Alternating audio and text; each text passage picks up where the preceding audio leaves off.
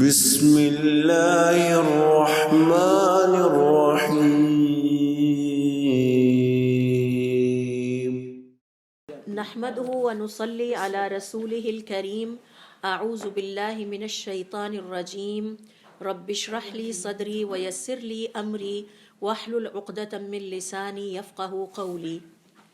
دل کی سختی، اس حوالے سے آج ہمارا یہ دوسرا سیشن ہے، اور اپنے پچھلے سیشن میں ہم نے سیکھا تھا کہ علامہ ابن رجب الحنبلی رحمۃ اللہ علیہ اور دیگر علماء فرماتے ہیں کہ دل کی سختی ایک ایسا موضوع ہے جس کو قرآن کریم میں اللہ رب العزت نے بہت تفصیل کے ساتھ ڈسکس کیا ہے. جہاں تک دل کی سختی کا تعلق ہے تو میں نے آپ سے پچھلی دفعہ کچھ آیات بھی شیئر کی کہ کس طرح سے اللہ رب العزت نے دل کی سختی کا ذکر قرآن کریم میں کیا ہے. مثال کے طور پر سورۃ البقرہ کی آیت نمبر 74 میں اللہ رب العزت نے انتہائی سخت الفاظ میں دل کے سخت ہو جانے کی مذمت بیان کی ہے. ثم قست قلوبکم من بعد ذالک، پھر اس سب کے باوجود تمہارے دل سخت ہو گئے. فہی کالحجارۃ، پھر یہ اتنے سخت ہو گئے جیسے پتھر ہوتے ہیں. او اشد قسوۃ، یا اس سے بھی زیادہ سخت ہو گئے. پھر اللہ رب العزت نے بیان فرمایا کہ یہ سختی کوئی معمولی سختی نہیں ہے، یعنی بہت ہی بری سختی ہے. اور اس کے لیے دیکھیے سورۃ البقرہ کی آیت نمبر 74. وَإِنَّ مِنَ الْحِجَارَةِ لَمَا يَتَفَجَّرُ مِنْهُ الْأَنْهَارُ، پتھروں میں سے بھی پھر کچھ ایسے ہوتے ہیں کہ جن سے نہریں پھوٹ پڑتی ہیں. وَإِنَّ مِنْهَا لَمَا يَشَقَّقُ فَيَخْرُجُ مِنْهُ الْمَاءُ، اور پتھروں میں سے بھی ایسے پتھر ہوتے ہیں جو پھٹ جاتے ہیں اور ان سے پانی بہہ نکلتا ہے. وَإِنَّ مِنْهَا لَمَا يَهْبِطُ مِنْ خَشْيَةِ اللَّهِ، اور پتھروں میں بھی ایسے پتھر ہیں جو اللہ کے خوف سے گر پڑتے ہیں. تو یہ جو پتھر ہیں یہ فائدے والے ہوتے ہیں، جبکہ دل اگر ایک دفعہ انسان کا سخت ہو جائے تو وہ اتنا سخت ہو جاتا ہے کہ اس سے کوئی فائدہ ہی نہیں اٹھایا جا سکتا. اب اللہ تعالیٰ فرماتے ہیں کہ یہ جو میں نے مثال بیان کی کہ ان کے دل پتھروں سے بھی زیادہ سخت ہو گئے ہیں یا پتھروں کی طرح سخت ہو گئے ہیں، تو سختی سے مراد یہ ہے کہ ایسا دل نہ اس بندے کو فائدہ پہنچاتا ہے جس کا ہے، اس کے لیے کوئی فائدہ مند ایسا دل نہیں ہے. اور پتھر تو پھر کوئی نہ کوئی فائدہ پہنچا دیتے ہیں سختی کے باوجود، کہ ان سے نہریں پھوٹ پڑتی ہیں، ان سے پانی بہہ نکلتا ہے، اور یہ اللہ کے خوف سے گر پڑتے ہیں، اپنی جگہ سے کھسک جاتے ہیں.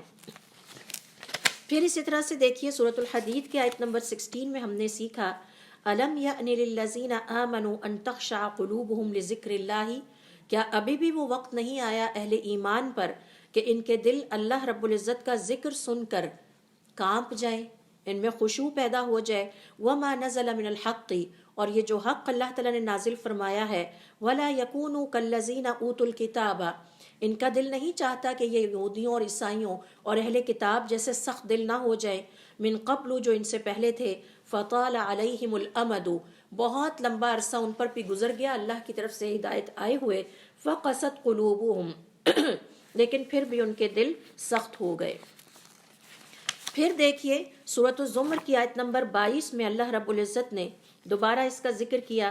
فویل للقاسیۃ قلوبہم، تباہی ہے، جہنم کی وادی ہے ان تمام انسانوں کے لیے جن کے دل سخت ہو چکے ہیں.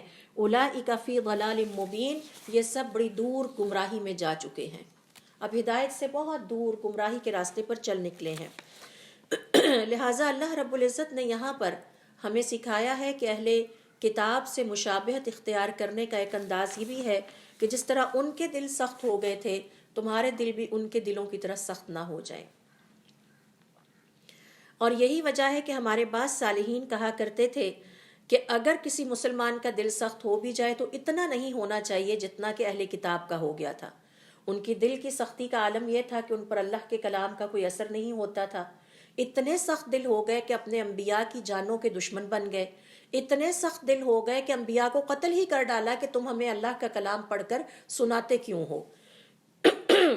ترمذی کی ایک اور حدیث ہے جس میں ابن عمر کہتے ہیں کہ حضور اکرم صلی اللہ علیہ وسلم نے فرمایا لا تکثر الکلام بغیر ذکر اللہ، اللہ کے ذکر کے علاوہ زیادہ بات چیت نہ کیا کرو، یعنی زیادہ سے زیادہ مصروف اپنے آپ کو اللہ کے ذکر میں رکھو اور کثرت کلام سے بچو. फ़इन्ना कसरत कलाम बग़ैर ज़िक्र अल्लाह, क्योंकि कलाम की कसरत अल्लाह ताला के ज़िक्र के अलावा क़स्वतुल लिल क़ल्बी, ये दिल को सख्त कर देती है। तो हमें देखना ये है कि हमारी गुफ्तगू जो है उसमें कितना हिस्सा अल्लाह के ज़िक्र का है और कितना हिस्सा आम रोज़मर्रा दुनियावी गुफ्तगू है। अगर वो ज़्यादा है तो इसका मतलब है कि हमने अपने दिल की सख्ती का इंतज़ाम अपने हाथों कर रखा है। फिर फरमाया व इन्ना अबअदन्नासि मिनल्लाहि, अल्लाह से सबसे ज़्यादा दूर वो इंसान होता है अलक़ल्बुल क़ासी, जिसका दिल सख्त होता है।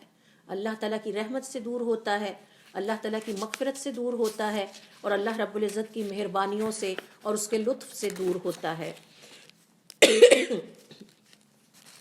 अनस कहते हैं कि हुज़ूर अकरम सल्लल्लाहु अलैहि वसल्लम ने अपनी एक हदीस में फरमाया, 4 चीज़ें किसी भी इंसान की बदकिस्मती की अलामत हैं।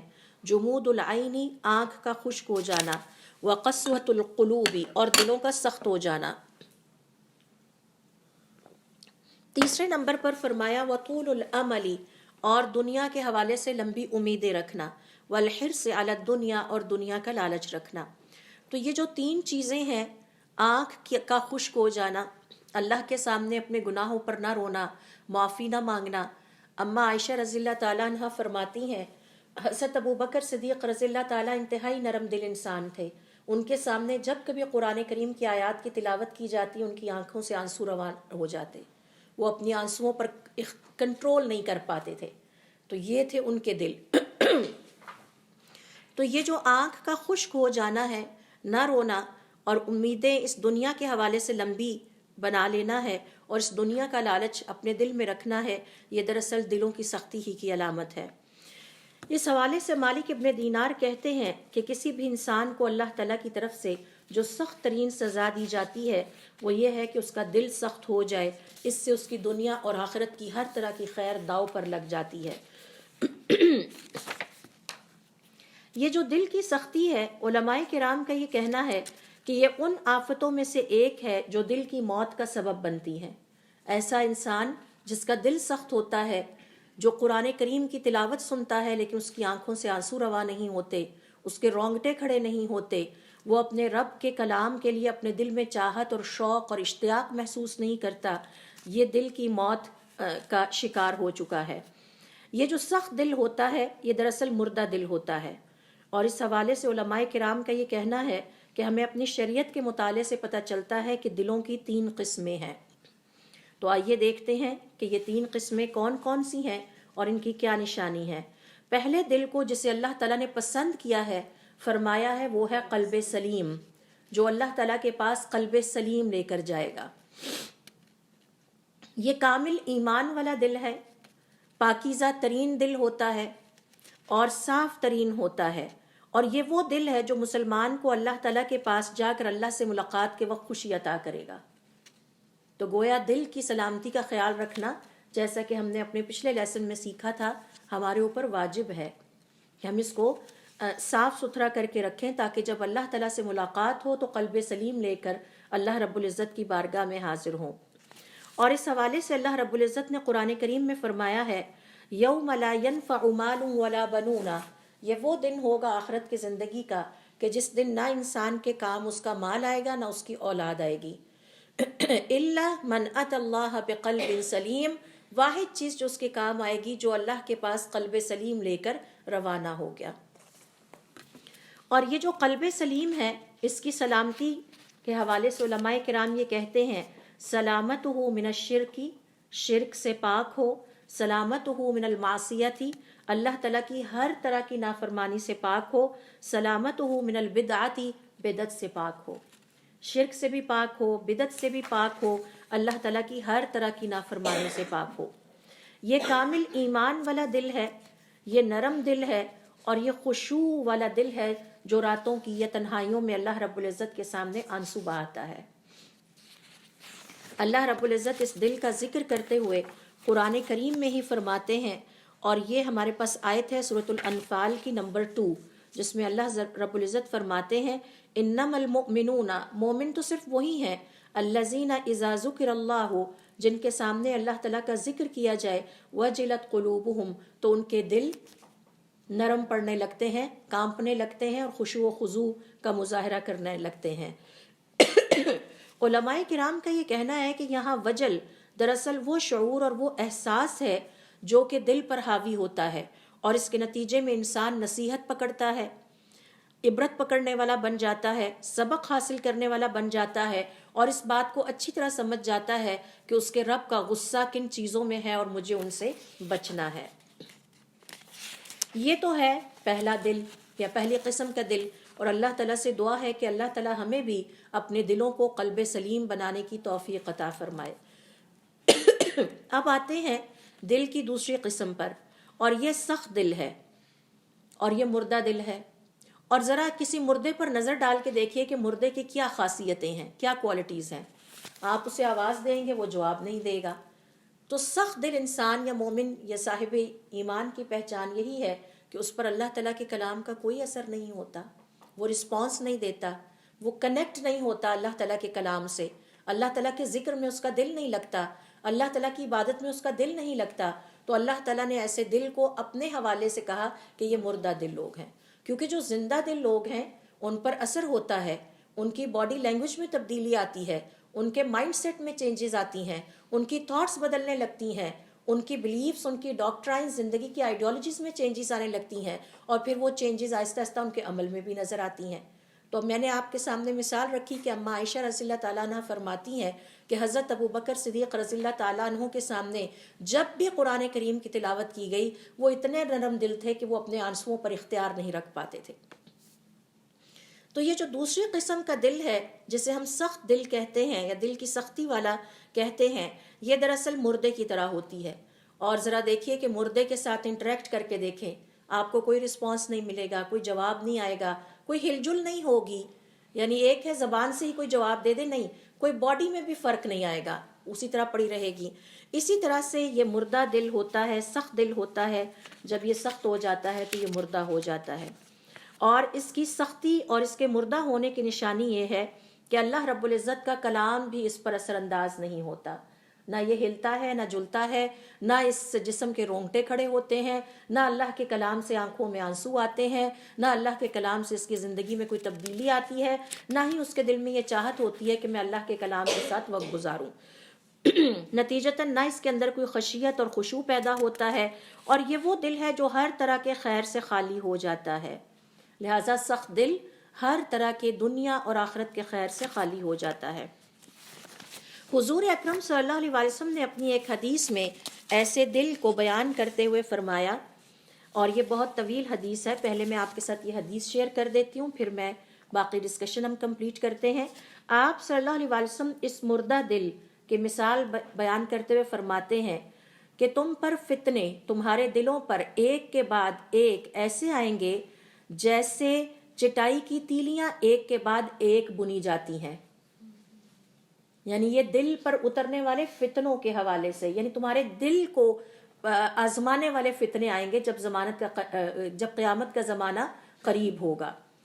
اور پھر جس دل میں فتنہ رچ جائے گا اس میں ایک کالا داغ لگا دیا جائے گا، اور جو دل اس فتنے کو نہ مانے گا، یعنی اپنے آپ کو اس فتنے سے بچا لے گا، اس میں ایک سفید نورانی نشان ہوگا۔ یہاں تک کہ اس طرح کے سفید اور کالے نشانوں والے دو قسموں کے دل ہو جائیں گے امت مسلمہ میں۔ کچھ کے دل کالے ہوں گے، یعنی جتنا ہم رسپونڈ کریں گے ان فتنوں کو اور جتنا انگیج ہوں گے ان فتنوں میں، وہ ہمارے دل کے لیے ہلاکت کا باعث ہے، اور جتنا ہم اپنے آپ کو بچا کر ان فتنوں سے رکھیں گے اس سے ہم اپنے دل کی حفاظت کرنے کے قابل ہوں گے۔ ایک خالص سفید دل چکنے پتھر کی طرح کے آسمان و زمین کے قائم رہنے تک کوئی فتنہ ان پر اثر انداز نہ ہوگا، نہ نقصان پہنچائے گا۔ سفید دل کیونکہ روشن نقطہ اللہ تعالیٰ کی طرف سے لگا دیا گیا، چکنے پتھر کی طرح کہ جن کے اوپر کوئی فتنہ اثر انداز نہیں ہوگا، ٹھہرے گا نہیں۔ اور اب آپ دیکھیے کہ ہمیں سمجھ میں آتا ہے کہ کیوں حضور اکرم صلی اللہ علیہ وسلم اللہ تعالیٰ سے خاص طور پر یہ دعا کیا کرتے تھے، یا مقلب القلوب ثبت قلوبنا علی دینک۔ ہمارے اپنے اختیار میں نہیں ہے کہ ہم اپنے دل کی اکیلے حفاظت کر سکیں۔ تو ایک خالص سفید دل چکنے پتھر کی طرح کے آسمان اور زمین کے قائم رہنے تک کوئی فتنہ ان پر اثر انداز ہوگا، نہ نقصان پہنچائے گا۔ ایک دلوں کی قسم یہ ہو جائے گی۔ دوسرا کالا سفیدی مائل، کچھ سفیدی بھی ہوگی لیکن وہ کالے کیوں ہوئے ہوں گے؟ انسانوں کے اپنے اعمال سے کالے ہوئے ہوں گے، الٹے برتن کی طرح۔ برتن جب ایسے الٹا پڑا ہوتا ہے تو آپ دور سے دیکھ کے سمجھ جاتے ہیں کہ یہ برتن خالی ہے، کیونکہ الٹا پڑا ہوا ہے۔ الٹے برتن میں آپ کوئی چیز ڈال نہیں سکتے، تو وہ الٹے برتن کی طرح جو نہ کسی اچھی بات کو سمجھ پائے گا اور نہ بری بات کو بری بات سے تمیز کر پائے گا، یعنی اس کے لیے بڑا مشکل ہو جائے گا کہ وہ یہ فیصلہ کر سکے حق کیا ہے، مجھے حق کے پیچھے چلنا ہے اور مجھے باطل سے اپنے آپ کو، اس کے اوپر حق اور باطل مکس اپ ہوتا رہے گا۔ مگر رہی اور ہر بری بات کو وہ بری بات نہیں سمجھے گا، مگر وہی بات جو اس کے دل میں بیٹھ جائے وہ اسے ہی حق سمجھ کے اس کے پیچھے چلتا رہے گا۔ تو سٹینڈرڈ یہ نہیں ہے کہ میرے دل میں کیا بیٹھ گیا، سٹینڈرڈ یہ ہے کہ قرآن اور سنت میں کیا ہے، اللہ تعالیٰ نے کیا فرمایا ہے اور حضور اکرم صلی اللہ علیہ وسلم نے کیا فرمایا ہے۔ تو یہ وہ حدیث ہے طویل جس کا ذکر یہاں پر علماء کرام یہ کرتے ہیں، اور یہ دراصل ان فتنوں کے ذکر کرنے والی حدیث ہے جو مسلمانوں کے دلوں پر نازل ہوں گے، اور ہمیں سکھاتی ہے کہ ہم نے کس طرح اپنے دلوں کی حفاظت کرنی ہے۔ تو آپ صلی اللہ علیہ وسلم نے فرمایا یہاں تک کہ یہ ان فتنوں کے نتیجے میں 2 طرح کے دل ہوں گے، ایک سفید اور ایک کالے نشانوں والے۔ تو جو سفید ہوگا وہ چکنا ہوگا، اور ایک اور حدیث میں فرمایا علی ابیض، سفید ہوگا مثل الصفا، صفا کی طرح۔ صفا اور مروہ 2 پہاڑیاں ہیں۔ ولا تضرہ فتنۃ، اور ایسے شخص کو کوئی فتنہ نقصان نہیں پہنچائے گا۔ یہی وجہ ہے کہ اسے قلب سلیم کہا گیا، کیونکہ یہ سفید ہوگا، چمکدار اور روشن ہوگا۔ اور صفا یہاں کیوں کہا گیا؟ کیا سختی کی وجہ سے کہا گیا؟ علماء کرام کا کہنا ہے کہ نہیں، اسے اس کی قوت کی وجہ سے، کہ اتنا طاقتور ہوگا کہ کوئی فتنہ اس کے اندر گھسنے کا راستہ نہیں پا سکے گا۔ تو یہ ایک ایسی کیفیت ہے کہ جس کی تعریف کی جانی چاہیے کہ وہ اتنا مضبوط دل ہوگا۔ اور آپ کو پتہ ہے کہ جو اسٹرانگ لوگ ہوتے ہیں وہ ویک لوگوں سے مختلف ہوتے ہیں، ان پر کوئی چیز اثر انداز نہیں ہوتی۔ تو اس حوالے سے ابن القیم رحمۃ اللہ علیہ فرماتے ہیں اپنے دل کو شیشے کی مانند بنا کر رکھو، چمکدار، صاف ستھرا، جیسے ایک شیشہ ہوتا ہے، تاکہ آپ اس کے پیچھے سے دیکھ سکیں کہ سامنے جو کچھ ہو رہا ہے اس میں سے کیا میں نے لینا ہے اور کیا نہیں لینا، اور پھر اسی طرح سے کن چیزوں سے میں نے بچنا ہے۔ اپنے دل کو اس فوم یا سپنج کی طرح نہ بنائے کہ جو ہر چیز کو اپنے اندر جذب کرتا چلا جائے، حق بھی جذب ہو رہا ہے، باطل بھی جذب ہو رہا ہے، ایسا نہیں ہونا چاہیے۔ یہاں تک کہ ایسا دل شر سے اور گناہوں سے بھرتا چلا جاتا ہے، پھر سخت ہو جاتا ہے، اور پھر مردہ ہو جاتا ہے، اور پھر سیاہ ہو جاتا ہے، اور یہ قلب سلیم کے منافی ہے۔ پھر آپ صلی اللہ علیہ وسلم نے اس دوسری قسم کے دل کا ذکر کرتے ہوئے اپنی حدیث میں فرمایا کہ یہ وہ دل ہے جو سیاہ ہوتا ہے، الٹے برتن کی طرح پڑا ہوتا ہے۔ اور علماء کرام کا یہ کہنا ہے کہ الٹے برتن کا اس لیے کہا کہ الٹا برتن ہمیشہ خالی ہی رہتا ہے، اس کے اندر کچھ ڈالا نہیں جا سکتا، اسے سیدھا کریں گے تو ڈالیں گے نا، وہ اب الٹا برتن ہے، اس میں کچھ بھی نہیں ڈال سکتے۔ اور پھر اس لیے بھی فرمایا کہ یہ الٹے برتن کی طرح سے ہے کیونکہ وہ خیر سے خالی ہوتا ہے، اور برتن کی قیمت تب بڑھتی ہے جب وہ سیدھا پڑا ہو۔ الٹا پڑے ہوئے برتن کی تو کوئی قیمت اور قدر و قیمت نہیں ہے، اور پھر الٹے برتن سے کوئی فائدہ نہیں اٹھایا جا سکتا، اس کو سیدھا کریں گے تو اس سے کوئی فائدہ اٹھا سکتے ہیں اور کسی کام میں اس کو لا سکتے ہیں۔ لہٰذا یہ الٹا برتن کی مانند وہ دل ہے جو کہ دوسرے نمبر کا دل ہے، کہ جس سے نہ تو کوئی فائدہ اٹھایا جا سکتا ہے، نہ ہی اس میں کوئی خیر اکٹھی کی جا سکتی ہے، نہ کوئی نیکی اس میں داخل ہو سکتی ہے۔ لہٰذا یہ جو سخت دل ہوتا ہے، مردہ دل ہوتا ہے، یہ کسی کام کا نہیں ہوتا، یہ بیکار دل ہوتا ہے۔ یہی وجہ ہے کہ اللہ رب العزت نے سخت دل کا ذکر اور اس کی مذمت قرآن کریم میں کئی جگہ پر فرمائی۔ ثم قست قلوبکم، پھر تو ان کے دل اور سخت ہو گئے، من بعد ذالک، اس کے بعد، فہی کالحجارۃ، پتھر کی طرح ہو گئے، او اشد قسوہ، یا اس سے بھی زیادہ سخت ہوتے چلے گئے۔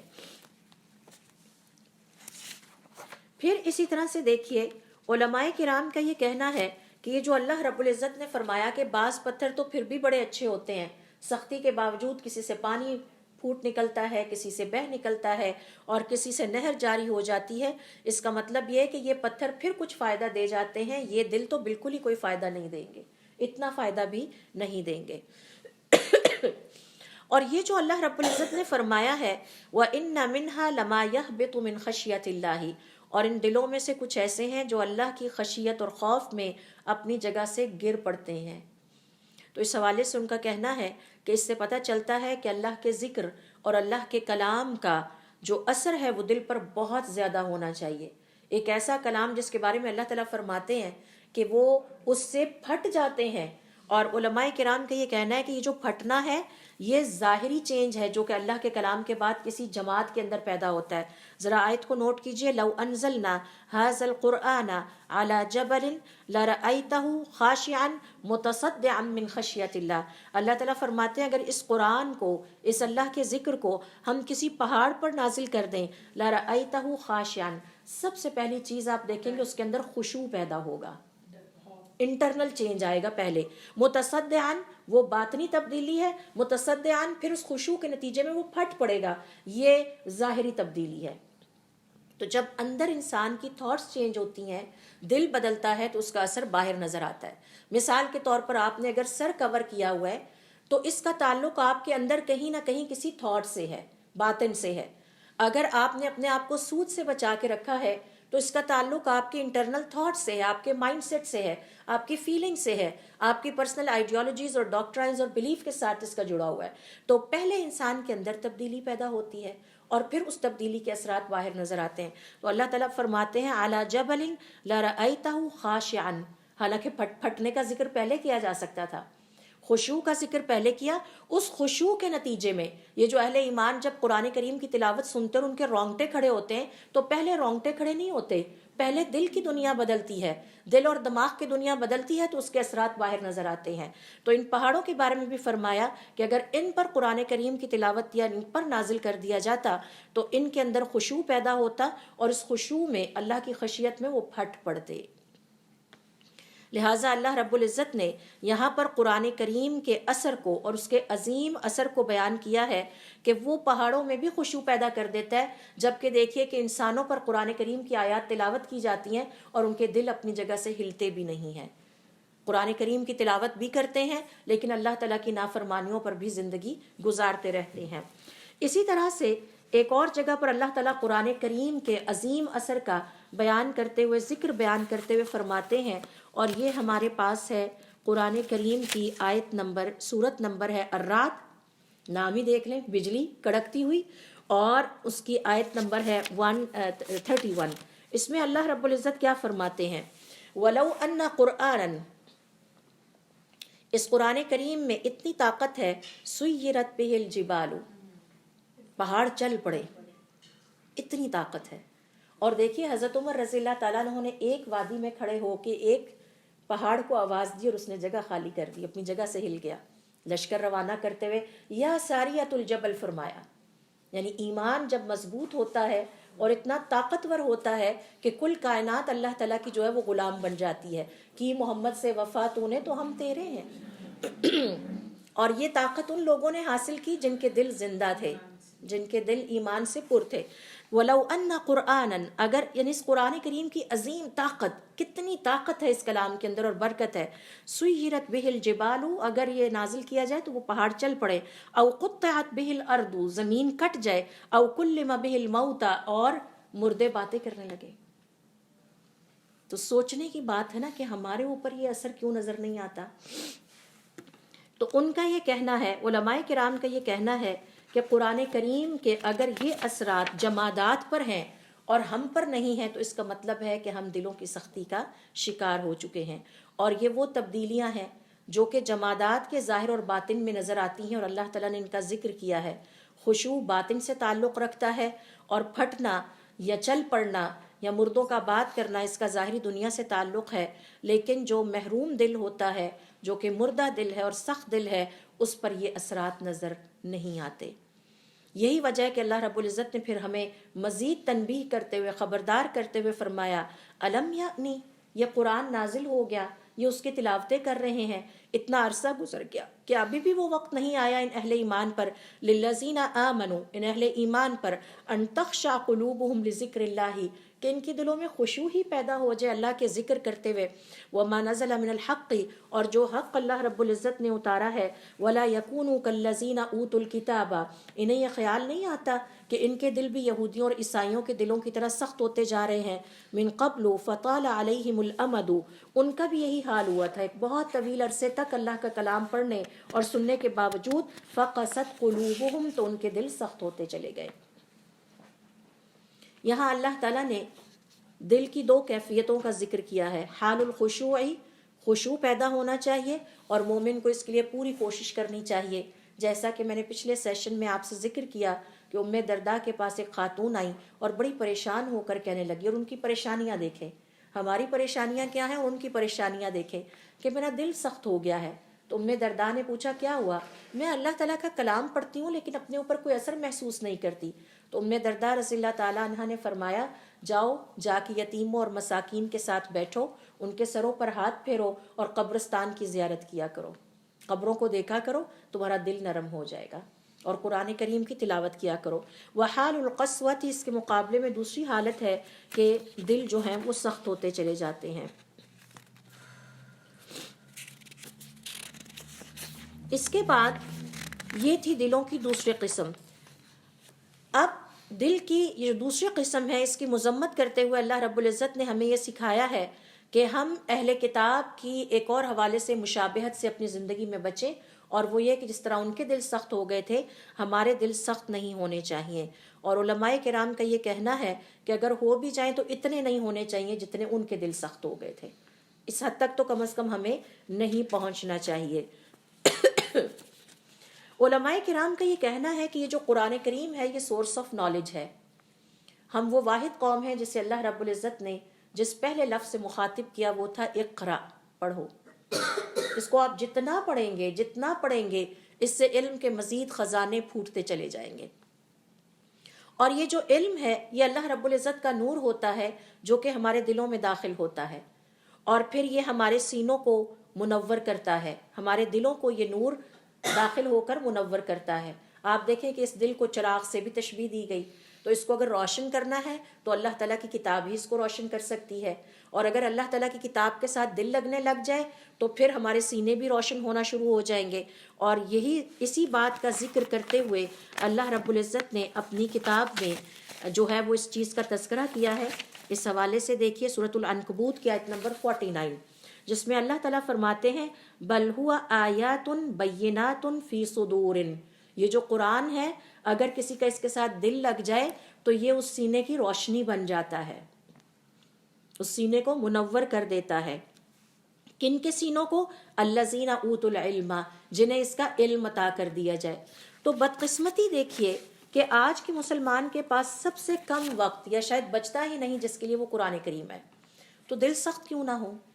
ہم اکثر یہ شکایتیں کرتے ہیں کہ ہمارے بچے دین کی طرف نہیں آتے، کہیں ان کے دل سخت تو نہیں کر دیے ہم نے؟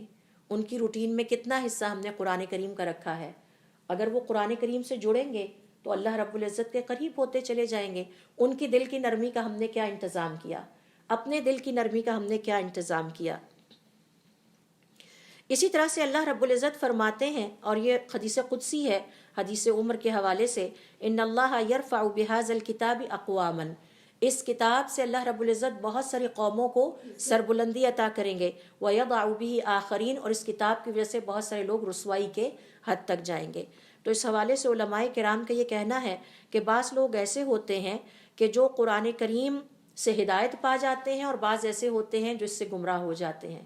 تو جو اس کو ترک کر دیتے ہیں، these are two different attitudes, جو اس کو ترک کر دیتے ہیں یا ہدایت کی نیت سے مطالعہ نہیں کرتے. میں نے ایک مستشرق کے بارے میں پڑھا کہ اس نے 17 سال مسند احمد ابن حنبل کی کرٹیکل سٹڈی کی تاکہ اس میں سے غلطیاں نکال سکے. اندھا ہو گیا لیکن مسلمان نہیں ہوا. تو نیتیں مختلف ہیں نا کتابوں کو پڑھنے کی. نیت تھی کہ میں اس میں سے ایسی کجیاں نکالوں، ایسی غلطیاں نکالوں کہ مسلمانوں کو ثابت کر سکوں کہ یہ کتاب اوتھینٹک نہیں ہے. 17 سال لگائے اس نے. تو یہ صرف ان کو، یہی وجہ ہے کہ ایک اور حدیث میں ابن مالک الاشعری کہتے ہیں کہ آپ صلی اللہ علیہ وسلم نے فرمایا القرآن حجۃ لک او علیک، قرآن کریم یا تو تمہارے حق میں دلیل دے گا، گواہی دے گا، یا پھر تمہارے خلاف گواہی دے گا قیامت والے دن. اور خلاف کیوں گواہی دے گا؟ کہ اس نے مجھے پڑھا لیکن مجھ پر عمل نہیں کیا اور یہ کبھی بھی مجھ سے متاثر نہیں ہوا. تو یہ قرآن کریم کی سفارش ہوگی اور گواہی ہوگی قیامت والے دن۔ یہاں پر علماء کرام جو ہمیں کہتے ہیں کہ اگر دل سخت ہونے پر آنا ہی ہے تو اتنے سخت نہ ہو جتنے کہ اہل کتاب کے ہوئے تھے، تو اس کی وجہ کیا ہے؟ تو اس کا جواب وہ یہ دیتے ہیں کیونکہ جس کے پاس ہدایت آ گئی ہو اور آسانی سے ہدایت کے تمام اسباب بھی میسر ہوں، مسجد ہمارے قریب ہے، وضو ہم آسانی سے کر سکتے ہیں، اللہ رب العزت کی عبادت کرنا آج ہمارے لیے آسان ہے، آج ہمیں کوئی تپتی ہوئی ریت پر نہیں لٹائے گا، کوئی ہمیں ٹارچر نہیں کرے گا اگر ہم ہدایت کے رستے پر چلنا چاہیں، اور پھر جس کے پاس صراط مستقیم آ جائے وہ اس شخص سے زیادہ برا ہے کہ جس کے پاس یہ ساری سہولیات موجود نہیں ہیں۔ یہی وجہ ہے کہ اللہ رب العزت نے ایسے لوگوں کے بارے میں فرمایا قرآن کریم میں۔ دیکھیے یہ ہمارے پاس آیت ہے سورہ جمعہ کی آیت نمبر 5، جس میں اللہ تعالیٰ فرماتے ہیں مثل الذین حملوا التوراۃ، یہ مثال ہے ان یہودیوں کی جنہیں تورات عطا کی گئی تھی، ثم لم يحملوها كمثل الحمار، تو انہوں نے بس اس کو ایسے ہی بوجھ کی طرح اٹھا لیا جیسے گدھے کے اوپر کتابیں لادی ہوتی ہیں، یحمل اسفارا، جیسے ایک گدھا کتابیں لے کے پھرتا رہتا ہے اور اسے کوئی فرق نہیں پڑتا، نہ وہ ان کتابوں کو پڑھتا ہے نہ ان سے کوئی وزڈم سیکھتا ہے۔ تو یہ ایک مثال ہے جو کہ اللہ رب العزت نے ان لوگوں کی دی ہے جن کے دل سخت ہو جاتے ہیں اور جو اللہ تعالیٰ کی ہدایت کی کتاب کو لے کے پھرتے رہتے ہیں، بچیوں کو شادی کے موقع پر اس کے نیچے سے بھی گزارتے ہیں، سب کچھ کرتے ہیں لیکن اس سے ہدایت نہیں پاتے۔ اور پھر اللہ رب العزت نے اس سے بچنے کے لیے دوبارہ ہمیں ایک مثال دے کے سمجھایا، اور یہ ہمارے پاس مثال ہے سورہ آراف کی 175، جس میں اللہ تعالیٰ فرماتے ہیں ایک انسان کی اب مثال ایک اور کی دی، فَانْسَلَخَ مِنْهَا، تو وہ نکل بھاگا، اللہ تعالیٰ نے اسے ہدایت جیسی نعمت عطا کی اور وہ ہدایت چھوڑ کے بھاگ گیا، فَأَتْبَعُهُ الشَّيْطَانُ، تو شیطان اس کے پیچھے لگ گیا، فَكَانَ مِنَ الْغَاوِينَ، اور وہ گمراہوں میں سے ہو گیا، کجی کی راہوں پر چلنے والوں میں سے ہو گیا۔ علماء کرام کا کہنا ہے کہ یہ مثال ہے اس انسان کی، اس کے بارے میں کہی جاتی ہے جس کے پاس یہ کتاب ہو، جس کے پاس اللہ تعالیٰ کی ہدایت ہو، لیکن اس کے باوجود وہ اس پر عمل کرنے کی طرف نہ آئے۔ اور اس کی مثال ایسے ہی ہے کہ جیسے کسی کے پاس روشنی ہو لیکن وہ پھر بھی نابینا ہی رہنے اور اندھیرے میں رہنے کو ترجیح دے، تو وہ ایسے ہی ہو جاتا ہے گویا اسے روشنی عطا ہی نہیں کی گئی۔ کبھی آپ نے دیکھا ہے کہ ہم میں سے کسی کے گھر میں لائٹ ہو اور پھر بھی ہم نہ جلائیں اور اس کو جلائے بغیر کام کریں، یا یہ کہ ہمارے گھر میں گرم پانی آ رہا ہو اور ہم کہیں نہیں ہم نے تو ٹھنڈا استعمال کرنا ہے؟ نہیں، دنیاوی چیزوں کے معاملے میں ہمارا یہ رویہ نہیں ہے، لیکن اللہ رب العزت کے کلام اور اس کے ذکر اور اس کی عبادت کے معاملے میں ہمارے یہی رویے ہیں، اور یہ دلوں کی سختی کی علامت ہے۔ عبادتوں میں دل نہ لگنا، قرآن کریم کی تلاوت میں دل نہ لگنا۔ ہمارے صالحین کے فارغ وقت کا خواب بھی یہ تھی، فارغ ہیں تو چلے قرآن سن لیں یا سنا لیں یا کسی کے پاس بیٹھ کے قرآن کریم پہ ڈسکشن ہو جائے۔ گھر میں داخل ہوتے تو خواتین پوچھتی آج قرآن کریم کی کون سی صورت نازل ہوئی ہے؟ جہاد پہ روانہ ہوتے ہوئے جہاد والی آیات پڑھتے، خوشی کے موقع پر خوشی والی پڑھتے، تو ان کا دل ہی قرآن کریم میں لگا رہتا تھا۔ آج بڑا تعجب ہوتا ہے ہمیں یہ سن کے کہ رمضان میں حضرت عثمان بن عفان 60 قرآن ختم کر لیتے تھے تراویح کے علاوہ۔ اتنا ازبر تھا، اگر کسی نے سپارہ حفظ کیا ہو، نہ حفظ کیا ہو، دیکھ کے پڑھنے میں 25 منٹ لگتے ہیں، حفظ کیا ہو تو 10 سے 12 منٹ میں روانی کے ساتھ آپ پڑھتے چلے جاتے ہیں۔ اگر حفظ کیا ہو تو آپ برتن دھوتے، گھر کے کام کرتے، روانی میں، یہ میرا پرسنل ایکسپیرینس ہے، 12 منٹ میں سپارہ ختم ہو جاتا ہے، وہ وقت اور بھی کم ہوتا چلا جاتا ہے۔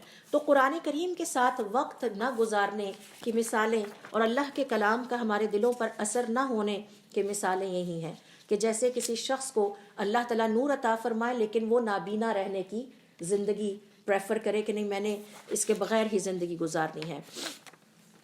پھر اسی طرح سے علماء کرام کا یہ کہنا ہے کہ یہ جو دل ہیں ان کی صفائی ستھرائی، ان کا زنگ اترتا ہے اور یہ نرم پڑتے ہیں۔ سختی کو آپ ختم کیسے کریں؟ قرآن کریم کے ساتھ، قرآن کریم کی کثرت سے تلاوت کریں، اور اللہ رب العزت کے کلام کے بعد حضور اکرم صلی اللہ علیہ وسلم کے کلام کا مطالعہ کریں یا اس کو سنیں، اور اس کے بعد اپنے دل کی ایویلیویشن کریں، کیا اس پر وہ کیفیت ہوتی ہے لَرَأَيْتَهُ خَاشِعًا مُتَصَدِّعًا، اس میں خشوع پیدا ہوا؟ نہیں پیدا ہوا تو پھر اس کے ساتھ ساتھ اللہ رب العزت سے دعا کی جائے، سیرت کا مطالعہ کیا جائے، صالحین کی زندگیوں کو زیادہ سے زیادہ مطالعہ کیا جائے۔ جتنا ہم ان کو زیادہ پڑھیں گے، ان کی صحبت میں رہیں گے، ہمارے دل نرم ہوتے چلے جائیں گے۔ ترمذی کی ایک حدیث ہے جس میں ابن عمر کہتے ہیں کہ حضور اکرم صلی اللہ علیہ وسلم نے فرمایا لا تکثروا الکلام بغیر ذکر اللہ، تمہارے کلام میں اللہ کے ذکر سے زیادہ کوئی اور کلام نہیں ہونا چاہیے، فإن کثرۃ الکلام بغیر ذکر اللہ قسوہ، یہ بہت زیادہ اللہ کے ذکر کے علاوہ بولنا جو ہے دلوں کو سخت کر دیتا ہے۔ اس حوالے سے علماء کرام کا یہ کہنا ہے کہ کلام کی 3 قسمیں ہیں، آئیے ذرا ہم بھی آج نوٹ کر لیتے ہیں۔ نمبر 1، یا تو ہمارا کلام خیر پر مشتمل ہو، پھر تو ہم اس کو خوب کریں، کسی نیکی کے حوالے سے پلاننگ ہو رہی ہے یا امر بالمعروف کے حوالے سے ایک دوسرے کو نصیحت اور خیر خواہی ہم کر رہے ہیں، پھر تو خوب کیجئے، کیونکہ حدیث میں آتا ہے کہ بعض اوقات انسان کو اندازہ نہیں ہوتا، اس کے زبان سے ایک نکلا ہوا اچھا کلمہ اللہ کے ہاں اس کے کئی درجات بلند کر دیتا ہے، اور اللہ تعالیٰ اس کے جنت میں درجات بلند کرتے ہیں، اور یہ وہی کلام ہے جو خیر پر مشتمل ہے، یہ وہی کلام ہے جو خیر پر مشتمل ہے۔